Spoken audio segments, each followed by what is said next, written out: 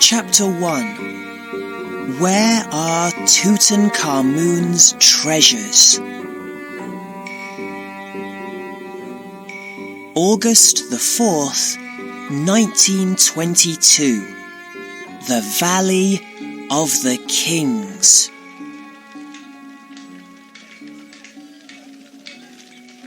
Here I am at last, in the Valley of the Kings.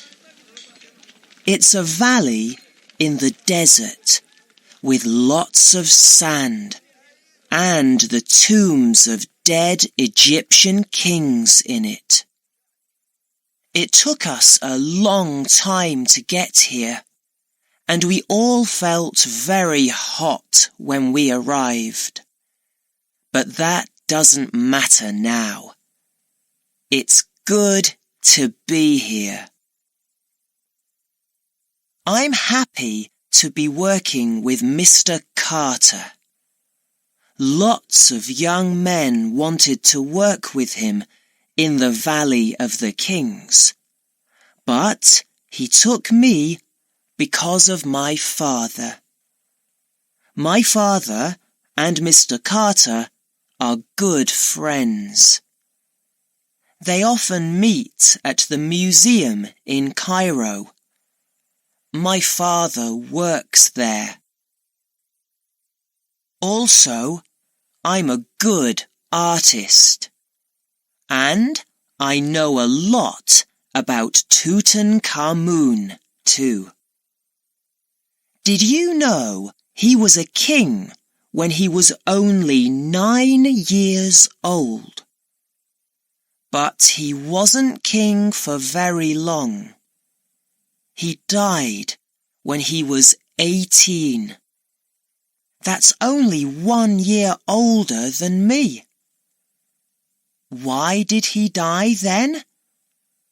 Perhaps we can find the answer when we find his tomb.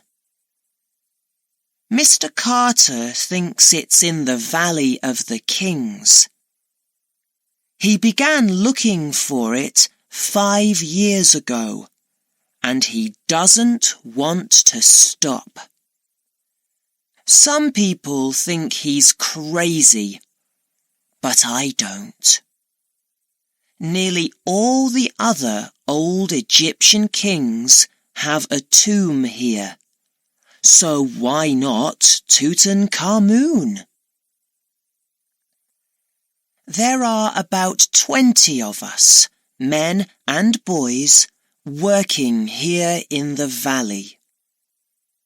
Perhaps I can make friends later, but for now I'm going to write this diary, and my diary can be my friend.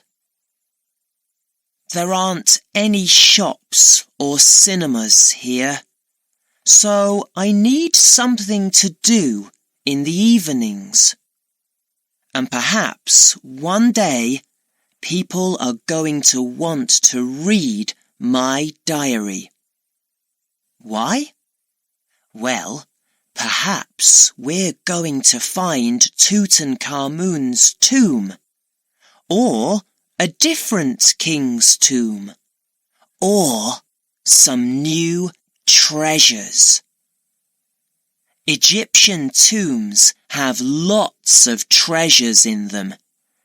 You know, gold and jewels. But thieves took treasures from many of the tombs in the past. And there are tomb thieves in Egypt today, too. People come from all over the world to look for gold and jewels. When they find a tomb, they take all the treasure home to their countries. I think that's very bad.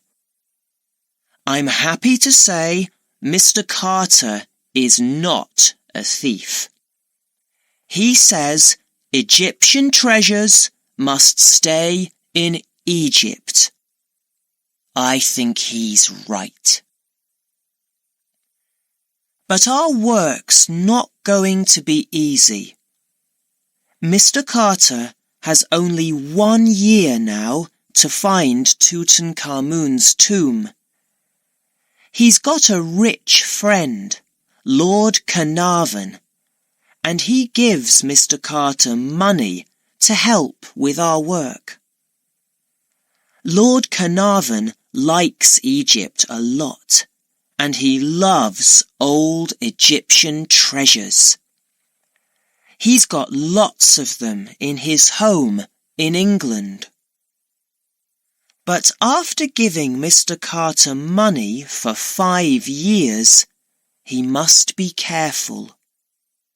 Not long ago, he called Mr. Carter to England and told him, "Only 1 more year looking for Tutankhamun, Howard." Mr. Carter came back to Egypt at once. He brought a little yellow bird with him. "That bird is going to help us find Tutankhamun's tomb," said Karim. He's one of the boys working in the valley with me. How can a little bird help us? I don't know, but it's true we need some help from something or someone. Perhaps you think a year's a long time. It's not when you're looking for a little tomb in a very big valley. Where are all of Tutankhamun's treasures? Mr. Carter thinks he knows, and I think he's right. But let's wait and see. Well, good night, diary. From me, Tarek.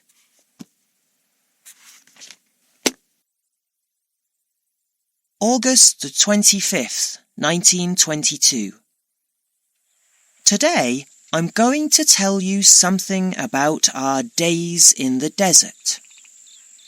We begin work very early every morning when the sun comes up. We dig for 6 hours with not much water to drink. At 12 o'clock, it is very, very hot. So we stop to eat, to drink, and to sleep. After 2 hours, we begin digging again. We stop when it gets dark. My back and my arms always feel bad in the evenings. We're very hungry when the sun goes down, and the nights in the desert are very cold. Everyone is tired, so we don't talk much when we're eating dinner. I don't know what other people think about all day, but I think about Tutankhamun. Mr. Carter says he lived with his brothers and sisters when he was a little boy. Later, he married the beautiful Cinnamon. Some people say he has no tomb because he died suddenly when he was very young. But tombs were very important in old Egypt, and Mr. Carter thinks Tutankhamun has his tomb somewhere in this valley. But where? It's late now, and the sky is dark. Suddenly I feel cold. Is Tutankhamun's body in a tomb somewhere near us now? Are we going to find it soon? Is Mr. Carter's little yellow bird going to help us or not? Who knows?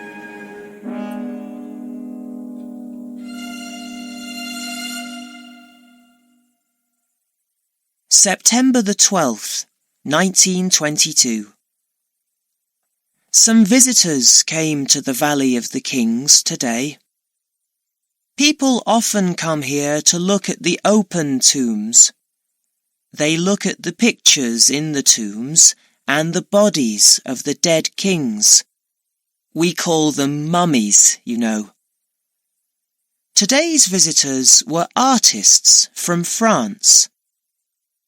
They said everyone in Europe is interested in Egypt now. They are building new Egyptian cinemas and hotels in the big cities. And shops are selling Egyptian beds, tables, chairs, and pictures too. Artists can make a lot of money with Egyptian things. A young girl with dark hair and a beautiful, strong face walked along the valley behind the other artists. For a minute, she looked at me. Then suddenly, she dropped something in the sand and began to look for it. I went to help her. After a minute, I found it. A gold bracelet with an Egyptian eye on it. I gave it to her and she smiled. "Thank you," she said. "My teacher, Mr. Ayrton, gave it to me for my birthday. Isn't it nice? I didn't want to lose it." She had beautiful dark eyes. I wanted to speak to her, but what could I say? "Excuse me, Anne, you have a beautiful face." Ugh, of course not.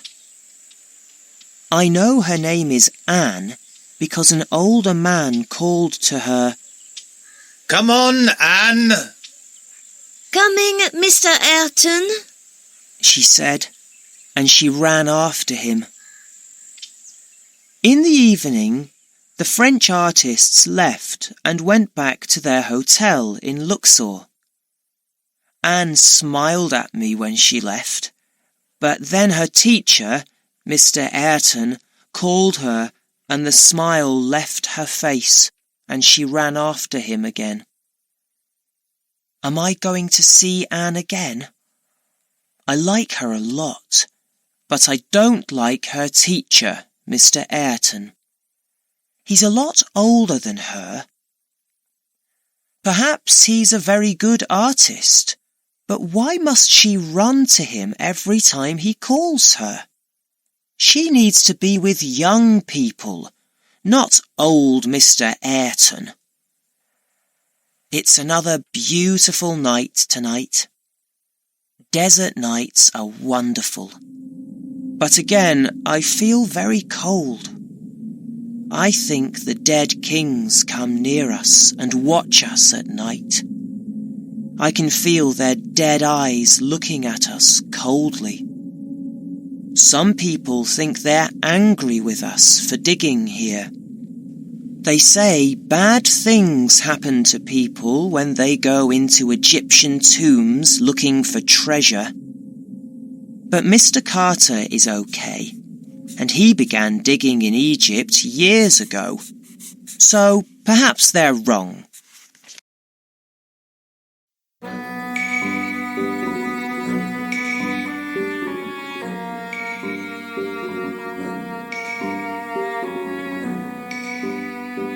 Chapter 2. There's something here.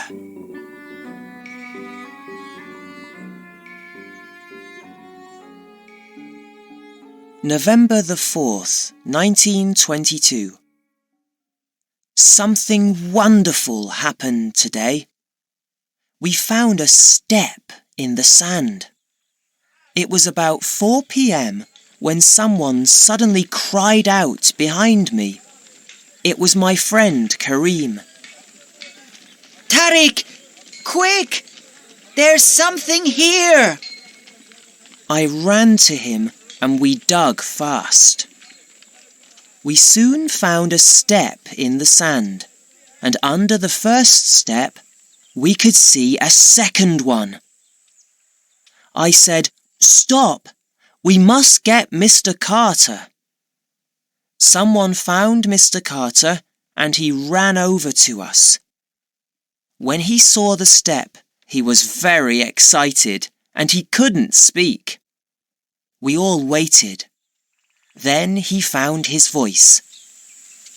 Dig! He cried. Dig, I say! So we all dug very quickly, and we found 5 more steps before the sun went down.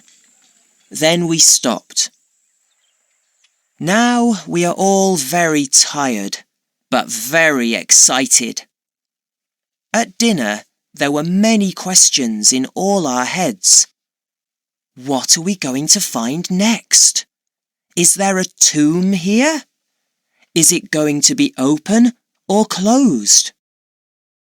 Early tomorrow morning, we must dig more. I don't think I'm going to sleep very much tonight. At last, there is something new in the sand, and my friend Kareem found it. November the 6th, 1922. Tonight, I can tell my diary everything, but only my diary. Mr. Carter says we can't tell people about the steps in the sand. He says they're very important. Today, we found 16 steps in the sand. Then, we found a door. And the most important thing? The door wasn't open, but had old Egyptian seals on it. Mr. Carter went down the steps and looked at the seals very carefully for a long time. We all waited in the sand under the hot sun.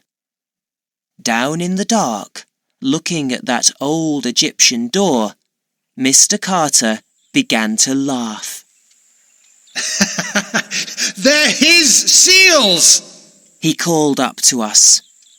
Tutankhamun's seals! I think it's his tomb at last! Well done, everybody! We all laughed and cried. It was very exciting. But after a time, Mr. Carter said we must all be quiet. He doesn't want newspaper men to hear about this and to come to the Valley of the Kings bringing lots of visitors. First, I must tell Lord Carnarvon, said Mr. Carter. We can't open the door without him. Put all the sand back and say nothing about this. So we covered the door and all the steps under the sand again. And now we must wait for Lord Carnarvon. It's going to take 2 weeks or more for him to come to Egypt by ship from England. How can we keep quiet for 2 weeks? It's a good thing I'm far from my family. And that beautiful French artist Anne is far away now. I think she would like to hear all about this too. Without them here, there's nobody to talk to. Nobody but you, my diary. November the 12th, 1922. Something very strange happened today. A snake killed Mr. Carter's yellow bird and ate it. Kareem was ill and his face went white when he heard about it. The yellow bird helped us to find Tutankhamun's tomb, he said. But now Tutankhamun sends this snake to kill the bird because he is angry with us. We must stop digging at once and never, never open the boy king's tomb. Mr. Carter told Kareem to be quiet and not to say all those crazy things in front of the younger boys. Listen to me, Kareem, he said. Tutankhamun died thousands of years ago. He can't be angry with us. Do you hear? Who is right about Tutankhamun? Mr. Carter or Kareem? I don't know, but I'm beginning to feel afraid.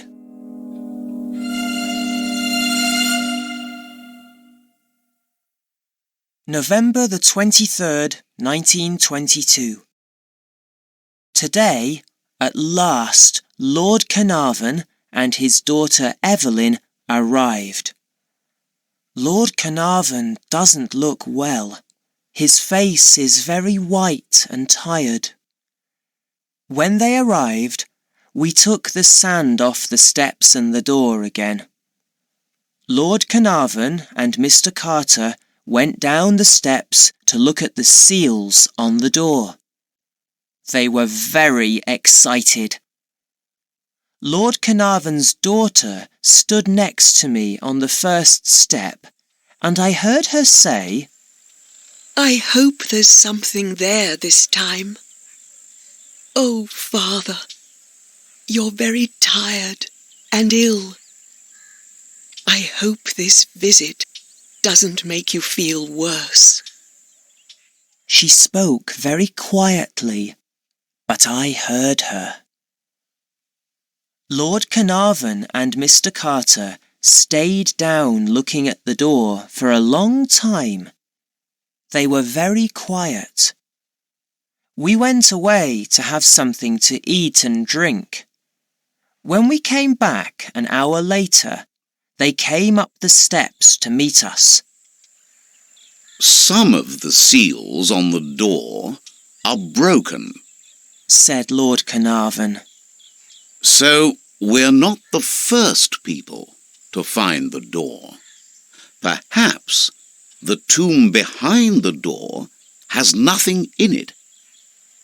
Nobody spoke. Everybody thought of all the golden treasures we hoped to find there.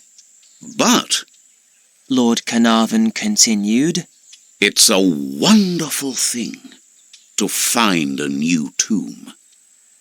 We may find pictures on the walls, or mummies, or other beautiful things. Our work is very important. There are stones behind the door, and we must now move away the stones." So we worked all afternoon. The stones are big and heavy, and I don't know when we're going to finish. Perhaps tomorrow. It is cold again tonight. Are we going to find treasure in Tutankhamun's tomb? Is his angry spirit near us, watching us? I am too tired to think or to write any more now. Good night, diary.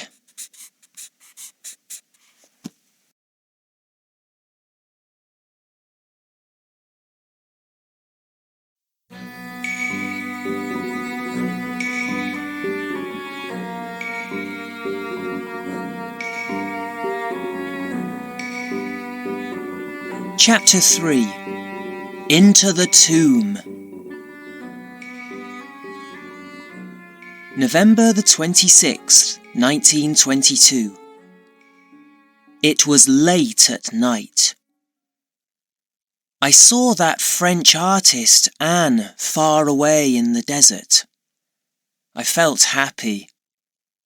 She came nearer and nearer to me. Now I could see her face, and it was very sad. I wanted to speak to her, to take her in my arms, but she was far, far away from me. Then I saw something moving in the sand next to her feet. It was a head and an arm. At first, I thought it was old Mr. Ayrton, her teacher, but then I saw it was the mummy of an old Egyptian king. Worse than that, it was alive. "Anne!" I cried, and I ran to help her. Then the mummy came out of the sand. It took Anne in its black arms, and down they went into the sand. Anne cried, Help me, Tariq! but there was nothing I could do. I woke up in my bed in our camp, feeling cold and afraid. It was only a dream after all. We moved the last big stone at 5 p.m. today, and we saw a second door behind the first. There were seals on this door too, and Mr. Carter said they were Tutankhamun's seals again. But this time, the seals were not broken. I could see Lord Carnarvon and Mr. Carter were happy.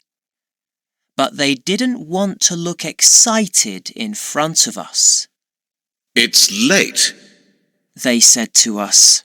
Of course, we can't open the tomb without the most important Egyptian people being here. So there is nothing more you can do today. Go and eat now. We want to look carefully at these seals again. We walked slowly away, and everyone began talking excitedly. Tariq, I heard suddenly. could you please wait? It was Mr. Carter's voice.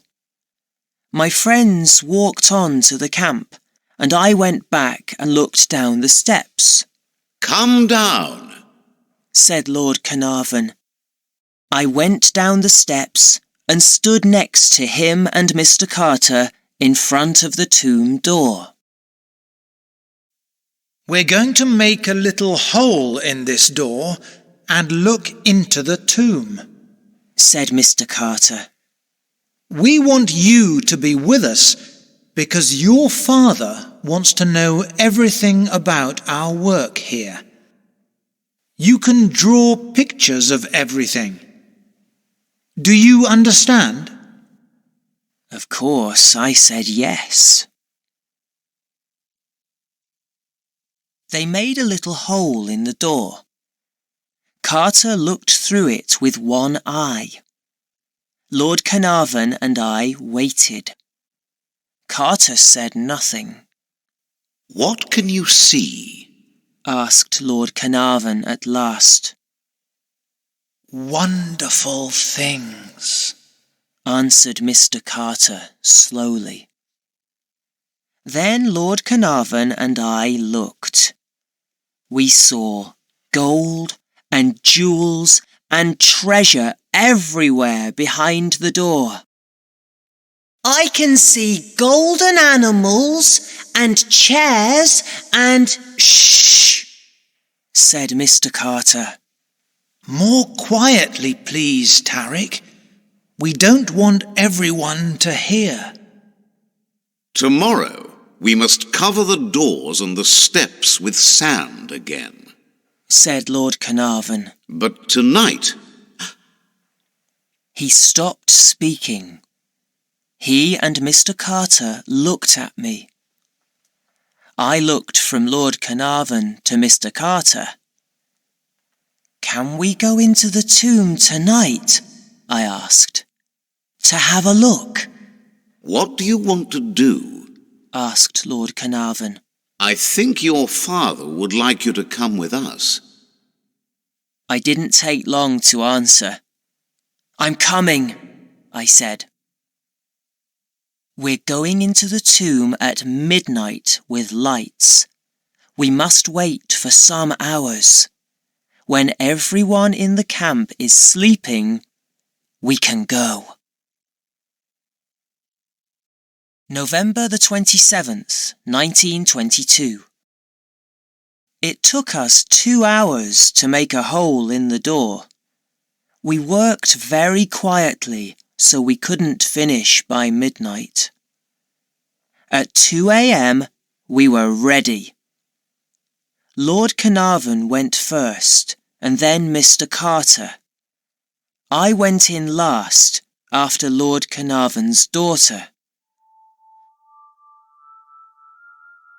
The long room was hot, and our lights nearly went out when the air in the tomb moved for the first time in 3,000 years. Slowly, we began to see strange animals and golden statues and chairs. We looked at everything without speaking. All those beautiful things. I saw a little statue of an Egyptian girl, and I remembered the face on it. But from where? Suddenly I knew. It was Anne's face.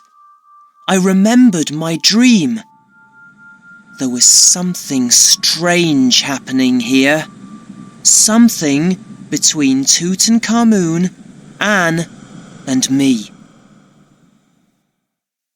Look at the 2 black statues in front of us, said Mr. Carter.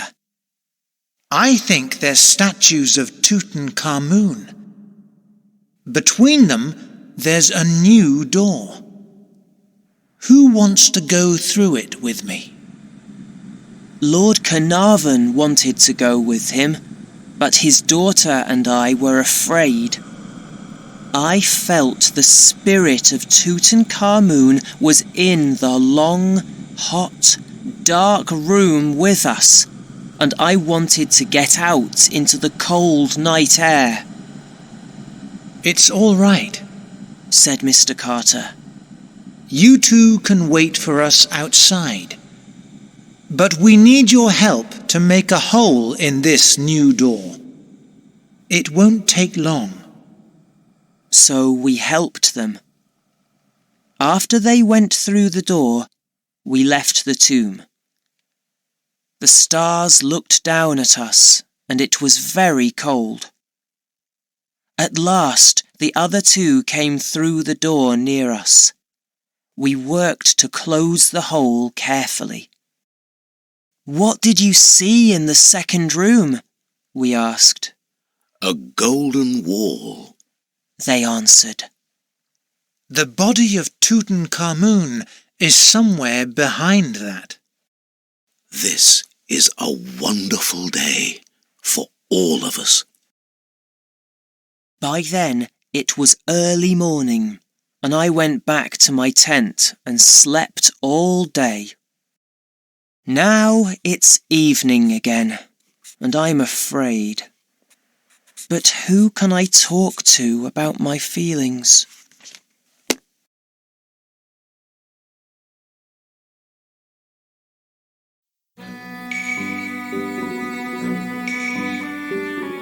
Chapter 4. Every day we find new things.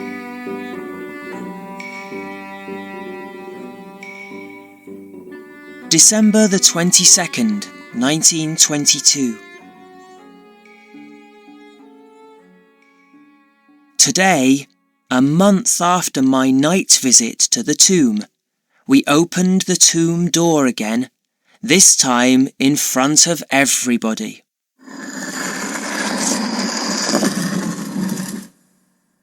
Many important Egyptians came to the Valley of the Kings, with lots of newspaper men and interested people from all over the world. Many people talked to us, but I said nothing about the golden treasures in the tomb. Only my father knows about them. When we opened the door in the sunlight, everybody could see the gold and the treasures. First, Mr. Carter is going to photograph everything we find in the tomb. After the photographs, we can move things and look at them carefully. Then we must write all about each treasure in a book. After that, we must send them to the museum in Cairo. This work is going to take a long time, but we must be very careful when we move things.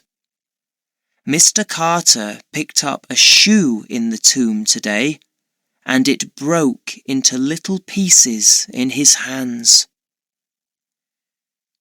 January the 2nd, 1923. Every day we find new things in the first room in the tomb.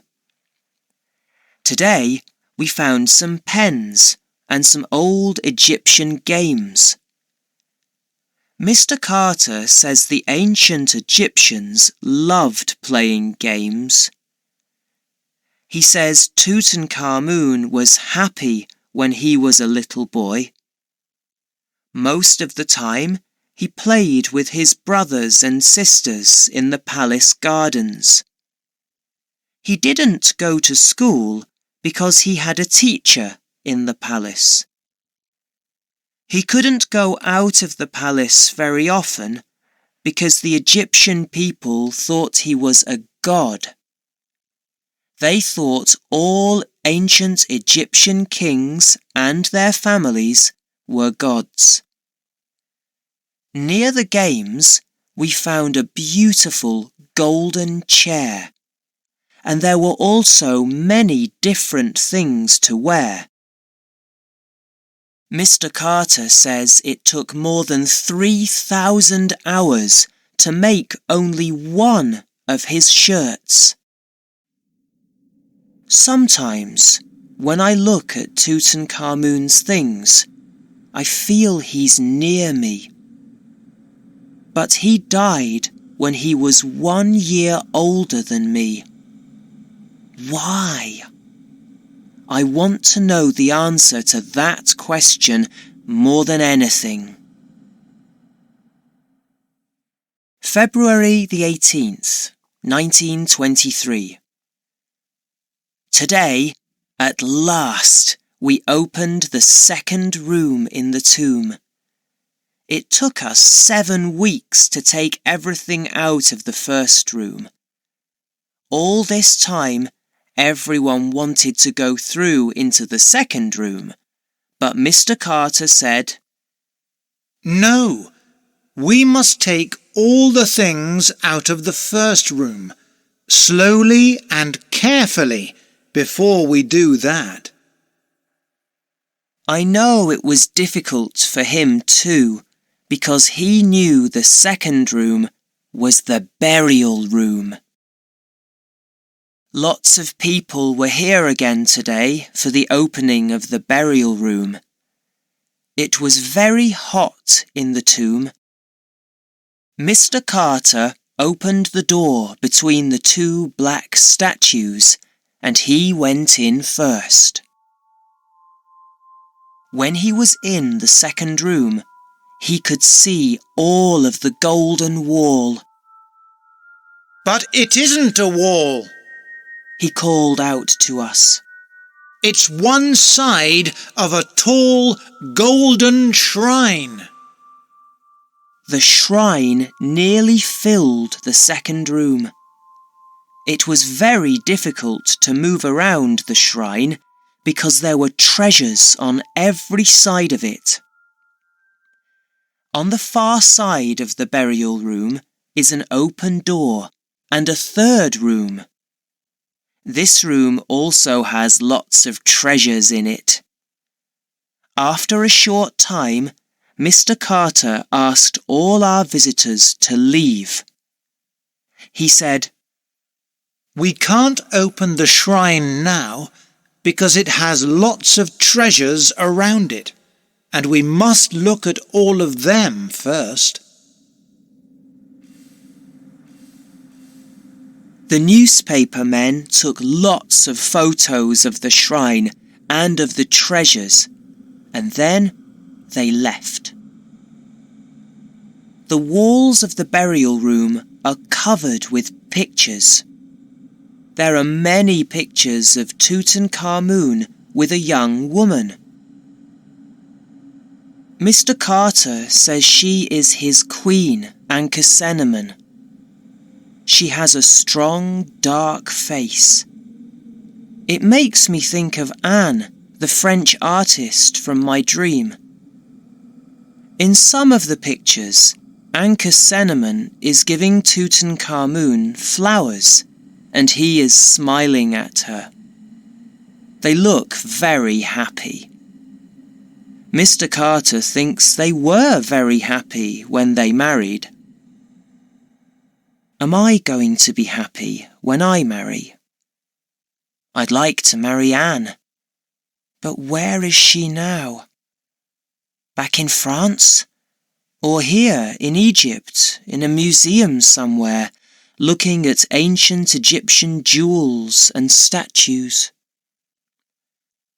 After Tutankhamun died, Mr. Carter says the next king of Egypt was Lord I, a man 20 years older than Tutankhamun.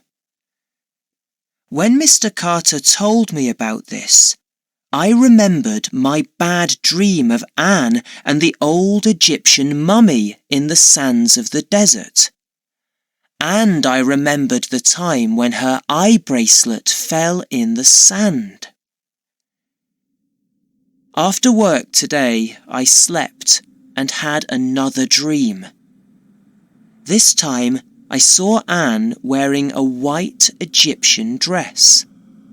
She had Egyptian jewels in her hair and Egyptian bracelets on her arms. We were in a room in an old Egyptian palace. I lay with my eyes open on an old Egyptian bed, and she sat next to the bed on an old Egyptian chair. Tutankhamun, she said, holding my hand. Lord I is watching me all the time now, and I am afraid. I wanted to say, my name's Tariq, but I couldn't speak. What is going to happen to me when you die? She asked. Again, I could say nothing. First our 2 children, and now you. People say Lord I killed them. And they say he's killing you too, with poison, because he wants to marry me and be king of Egypt. Suddenly, a man came quietly into the room behind her. He wore a white, ancient Egyptian skirt, but he had the face of Anne's teacher, Mr. Ayrton. I wanted to tell Anne to look behind her, but I couldn't open my mouth. The man came to her and put his hand on her arm. Ankh-Senamun, he said, smiling coldly. Forget Tutankhamun. He is dying. You must take a new husband now. Are you ready to be my wife?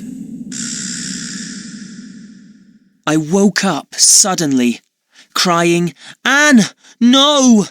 Don't do it! Kareem sleeps in the tent next to me, and he woke up when he heard my voice. What's the matter, Tariq? He said. It's 3 o'clock in the morning. Are you crazy? Am I crazy? Why am I having these dreams? I don't understand them. Are they telling me to stop working for Mr. Carter and to leave the Valley of the Kings?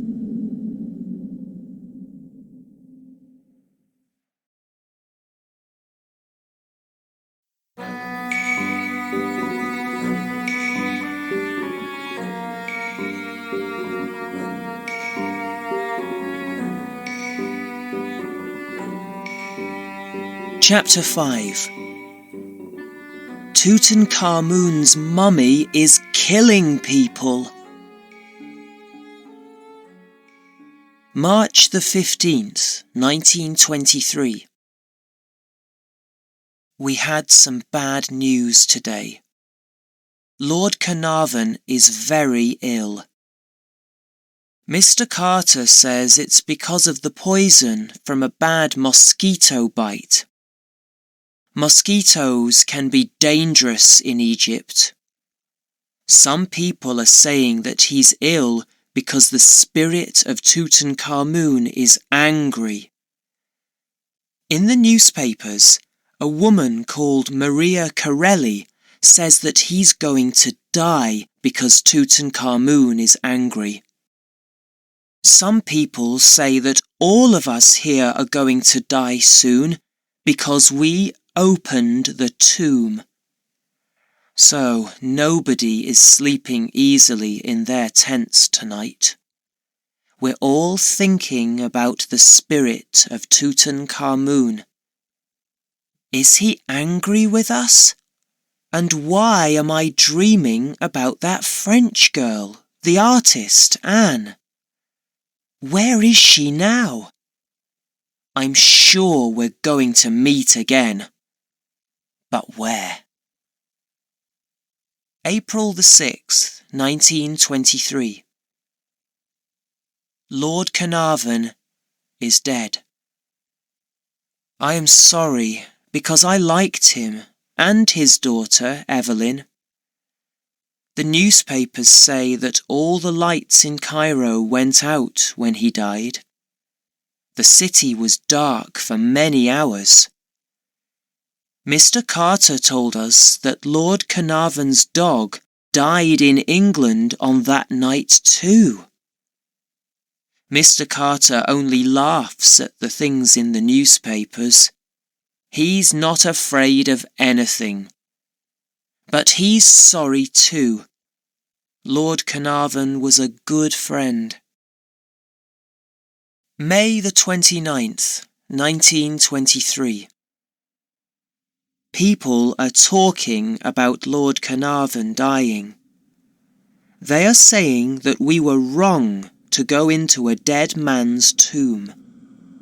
But Mr. Carter doesn't listen to anybody. He wants to open the shrine in the burial room soon and find the body of Tutankhamun. It's going to take us all summer to finish our work on the things in the burial room and the treasure room. But what happens then? Are we all going to die after finding the body of the boy king? October the 3rd, 1923. A week ago, we sent the last treasure from the first room to the museum. My father has everything now. In his last letter, he told me they are looking for more workers at the museum in Cairo. My father has a lot of work to do there now because the museum has lots of visitors every week. Everyone wants to see Tutankhamun's beautiful things. Mr. Carter thinks we can open the shrine sometime in the winter, perhaps in December. December the 12th, 1923. Today, we opened the shrine. In it, there was a second golden shrine. We must open this very carefully. January the 20th, 1924. There are 3 golden shrines.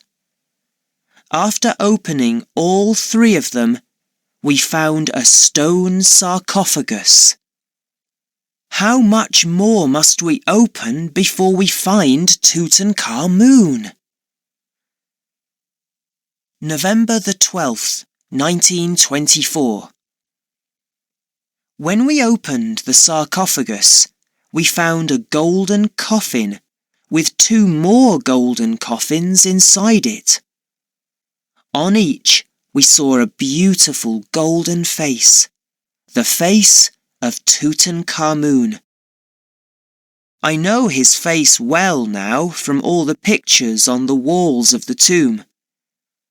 On the last coffin, his head is blue and gold, and he has a golden snake and a bird's head over his big, dark eyes.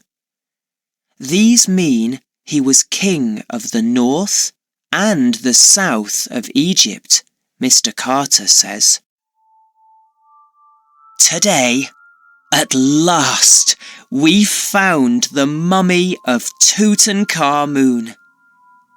It is only a young boy's body inside all that gold and treasure.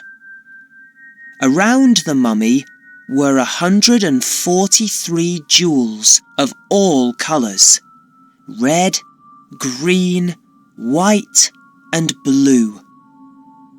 There were also some blue flowers. I'm sure his beautiful queen, Ankh-Senamun, put them there. When we found the body, there were lots of people in the room, and it was very hot, but I felt cold and afraid. Mr. Carter was very excited, but I could only hear a little voice in my head. The voice said to me it was wrong to be there. I left the tomb and ran outside into the warm sun, but I felt cold out there too. In the evening, Mr. Carter came to my tent. "Why did you suddenly leave us, Tarek?" he asked. I told him that I felt afraid of Tutankhamun's spirit. "You're tired," he said. "You need a holiday.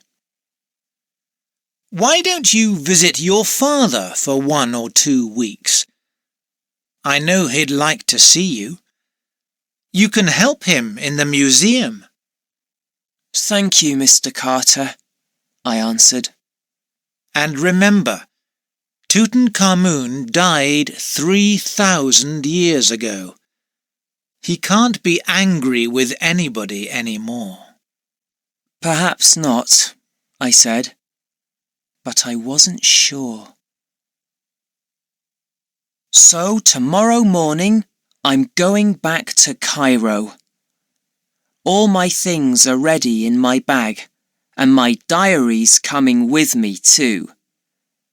I'm going to be far away when the doctor comes to cut up Tutankhamun's body.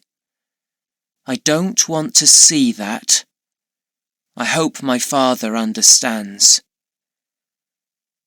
I'm looking at the stars now. I must say goodbye to my best friends in the desert. January the 14th, 1925.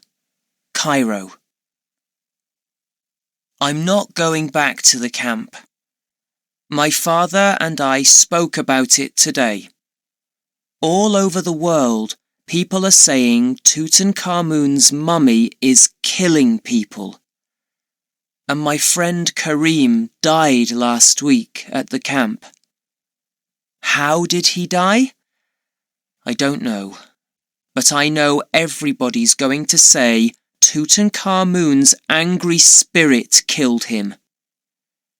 Mr. Carter still isn't afraid, but he's the only one now. My father doesn't believe in the curse of the mummy, but he wants me to stay with him and help him in Cairo in the museum. Last week, Mr. Carter found more coffins and the mummies of 2 little children. He thinks they are Tutankhamun's children. They died before they were born. I feel sorry for the boy king and his beautiful young queen. We're going to look after all his things very carefully here in Cairo. Then perhaps he isn't going to get angry with me or my father.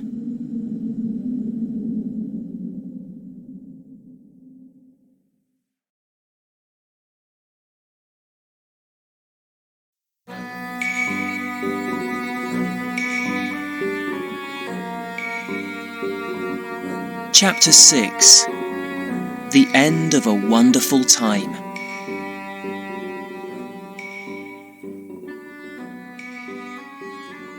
February the 13th, 1932. It's time for me to finish my diary now. I stopped writing it 7 years ago, but the story of Tutankhamun's tomb didn't finish then. For 7 more years, Mr. Carter and his workers stayed in the Valley of the Kings. They found a small 4th room in the tomb. There was food and drink there. Would anyone like some 3,000-year-old bread? There were also 30 bottles of wine.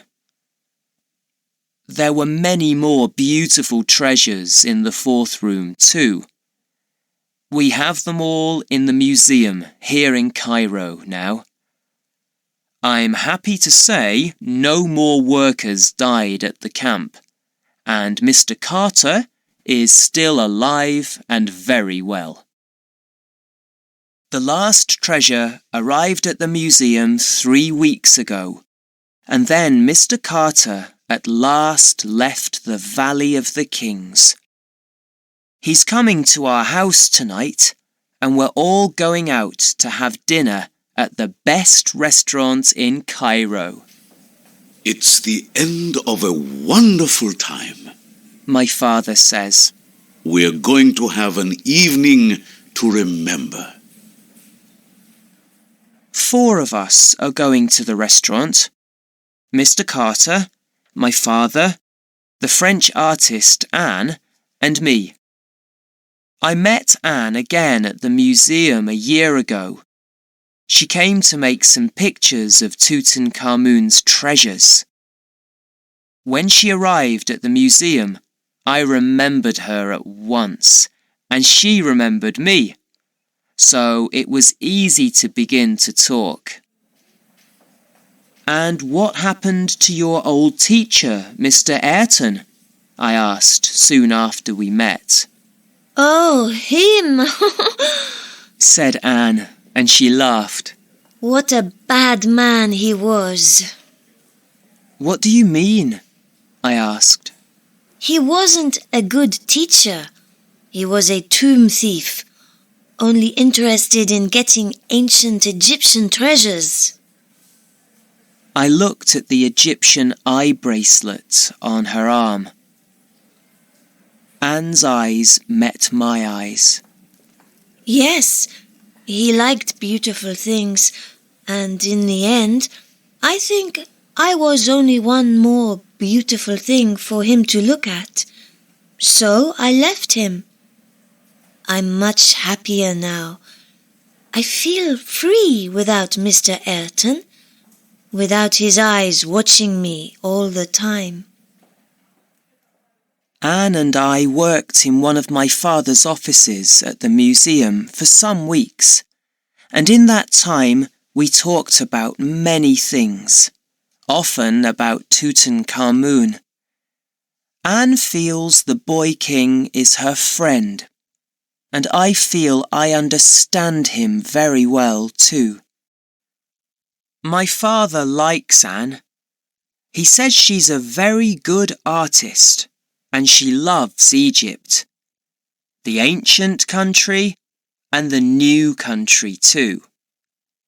She says she would like to live here always. Would she like to marry an Egyptian man? I'm not sure, but I think I'm going to ask her one day soon.